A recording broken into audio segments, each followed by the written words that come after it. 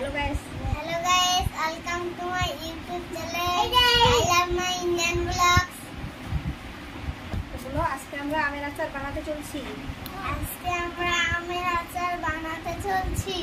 তো এখন আমটাকে কেটে নিচ্ছি।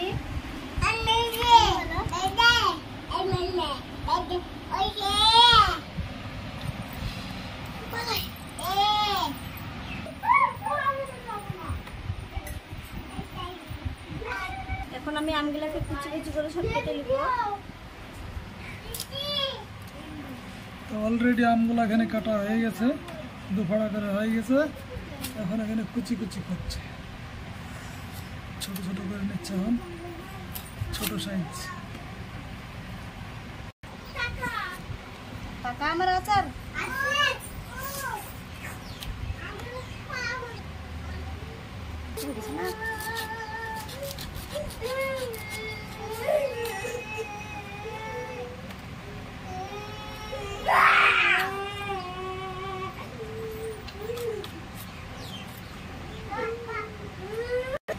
আম কাটতে পারছে না।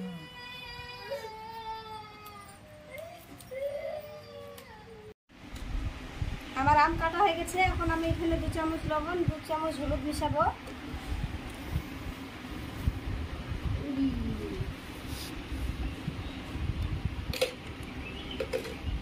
লবণ দেওয়া হয়ে গেলে এবার হলুদ দিচ্ছি।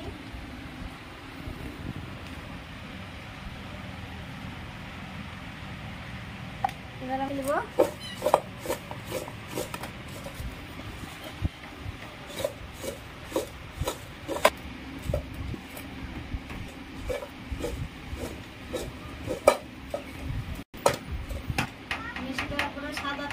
রোদে দিব।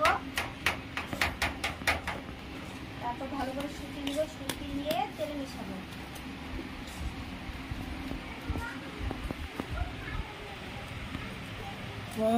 দারুণ হয়েছে, দারুণ। ও আচার রোদে না দিয়ে তো এখনই আচার হয়ে গেছে। সে সুন্দর লাগছে, তো বাম্পার হয়েছে না? তো আমাদের আম যেগুলা কাটা হয়েছে আচারের জন্য, লবণ হলুদ সব মাখানো হয়ে গেছে। দেখতে পাচ্ছ কত সুন্দর হয়ে গেছে, একদম দারুণ হয়ে গেছে। লবণ হলুদ সব মেশানো হয়ে গেছে না? সব মেশানো হয়ে গেছে। তখন ওই যে দেখতে পাচ্ছ লবণ হলুদ সব মেশানো হয়ে গেছে। এখন এটাকে রোদে দেওয়ার জন্য এটাকে ভালো করে সাজিয়ে নিচ্ছে। এখন এটাকে টনটনা রোদে এটাকে দেওয়া হবে 7-8 ঘন্টার জন্য, শুকাবে। তারপরে এটা ময় মশলা দিয়ে এটা হবে আচার।